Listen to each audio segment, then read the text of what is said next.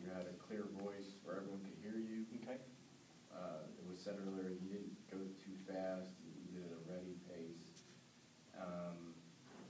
And you weren't like totally fidgety, which can be distracting. And that can definitely mess up the release. Okay. What did I do wrong? Well, I shouldn't say it that way. We're going to be kinder in this class. What suggestions would you have for me? So now I'm ruined. Every time I say what suggestions you have for each other, you're all going to be thinking in your mind what I did wrong. Okay, so let's not do that in the future. All right, we really do want to help. You know, it was not a perfect introduction by any stretch of the imagination. All right, I've nailed introductions a lot better than that, and it wasn't perfect. What would you adjust? I'm a visual person, so I would like a prop or something. It's just my personal opinion. Like I like when people that really catches my attention when somebody has like a prop and that's when they start off, and like I just like to see things. Yeah. Yeah. Okay. You don't have to do it in your intro. You could do it later on. If I got a good story, I might not need a prop here. Maybe the prop helps me when it gets a little drier at another spot. Okay, so varying things. I don't think my hand, I think you said I didn't fidget. I feel like I didn't have perfect economy of movement. When you move, you should move with intentionality. I think you should really move, but when you do it with purpose. Okay? Sometimes I move, I like to move, so I overmove. All right? I think that could be a distraction, though, if you got a guy running laps on the... That's what John Bevere does. That's what I think. Yeah. I think sometimes I overdo it. Yeah. I move too much. Watched him. I'm probably too passionate for some folks sometimes, you know? I thought you moved around a good amount. I like that. Yeah. Pardon? I said it's better. I like when people move around because I don't want to sit there and like fall asleep because the pastor's like standing behind the pulpit like the same way the whole time. Yeah. You know. And because I move this aside, if I keep it here, that hinders me. By putting it here, you don't always have that flexibility, but even when it's here, I'll spend all my time preaching here and then moving, if it's too close up front, moving over here and preaching over here, and I'm hardly ever behind that podium.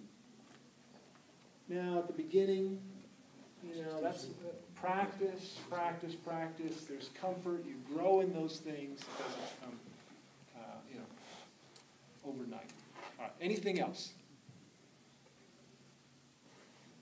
Let me say that I think the introduction, I wasn't afraid for it to be a long introduction.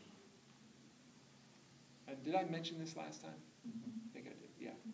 But that's one thing I learned from a guy that I've listened to a lot, is unpack that story. The interesting things are in the details. You can over-detail it and lose your audience. But you can speak in too much generality in telling your story, and it's boring. So it's an art of having the right amount of significant detail, because the detail makes it sing. It puts flesh on the bones. All right, so I mentioned Licinius. You know what? I probably totally ruined his name. In fact, I have to look at my notes to see yeah, I did. I massacred his name. It's Libanus. All right, Libinius or something. But I didn't want that to distract, so I faked it. You would know who it was. Good job.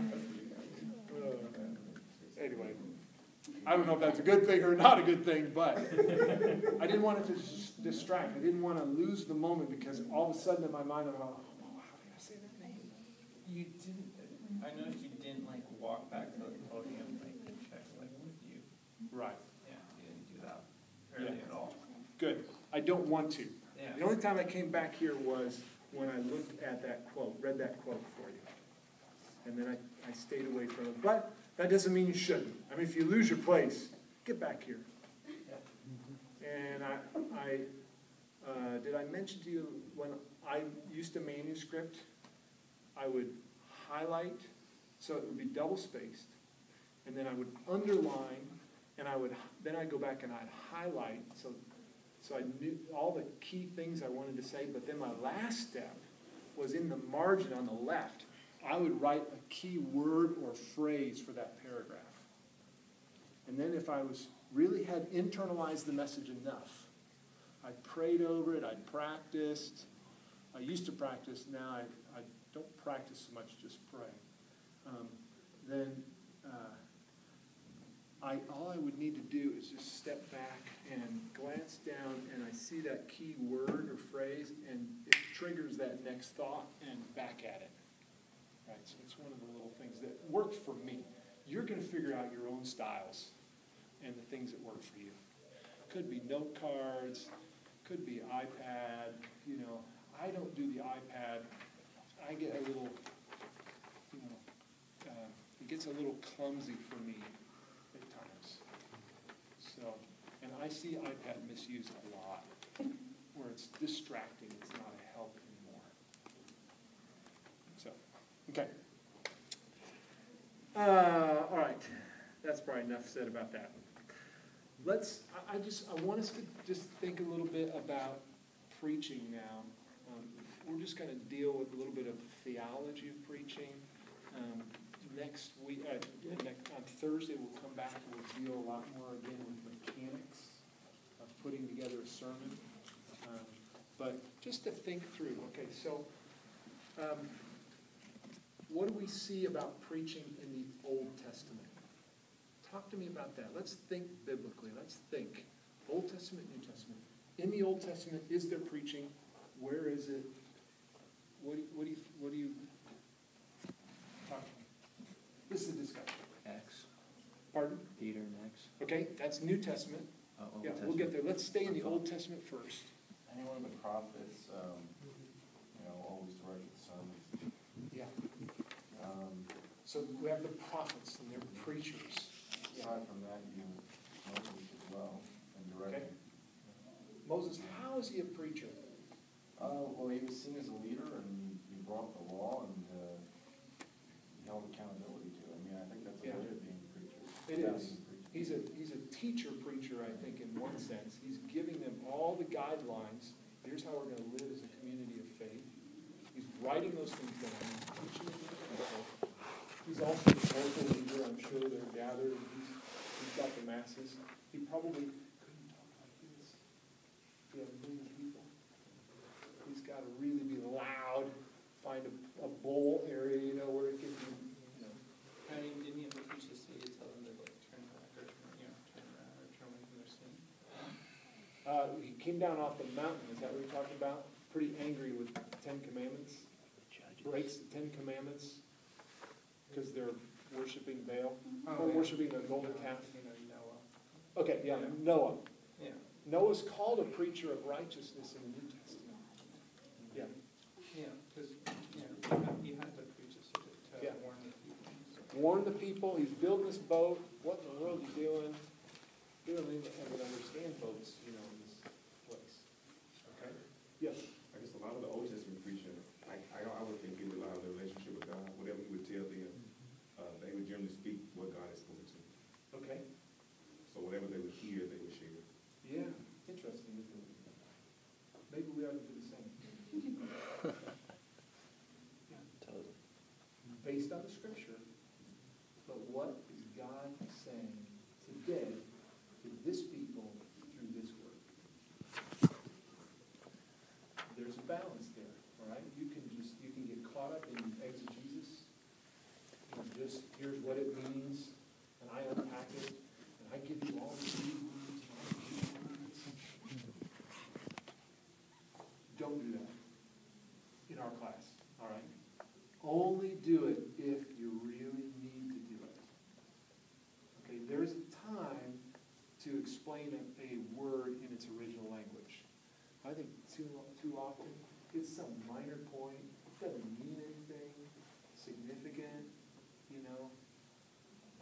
So I'm not really a big fan of that. I think sometimes that's just trying to impress the crowd with your Greek and Hebrew.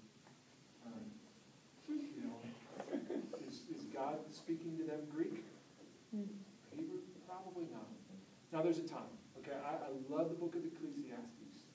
Those who are in my OTI class. Who's in the OTI class? Ah, you're the only one who's had to suffer through OTI. You heard me say last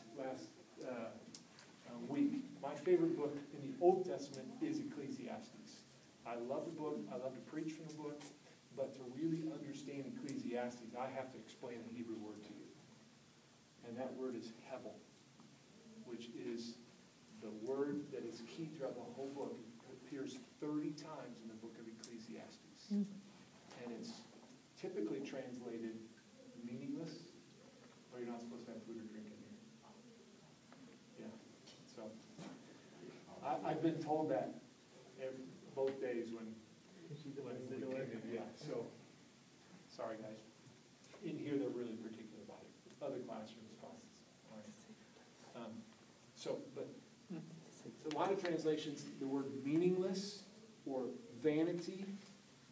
I forget what the other translations are. That's what that word hevel is typically translated. So most people don't like Ecclesiastes because it's so depressing. Meaningless, meaningless. Everything is meaningless. Vanity of vanities. Well, that word, I think, is mistranslated.